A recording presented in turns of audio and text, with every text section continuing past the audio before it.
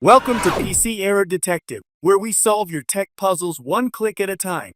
Today, we're diving into how to turn off enhanced protection on Google. If you find our content helpful, don't forget to hit that subscribe button for more tech tips and tricks. To start, open your preferred web browser, click on the profile photo, and navigate to the Manage Your Google Account page. This is your command center for all settings related to your Google account. Once you're there, look for the Security tab. It's usually located on the left-hand side or at the top, depending on your browser layout. Click on it to proceed. In the Security tab, take a moment to scroll down until you find the section titled Enhanced Safe Browsing for your account. This feature provides an extra layer of security as you navigate the web, but if you need to disable it, simply click on it. You'll see a toggle switch next to Enhanced Protection.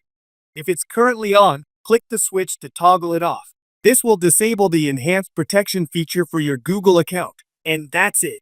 You've successfully turned off enhanced protection on Google. Thanks for watching and stay tuned for more videos.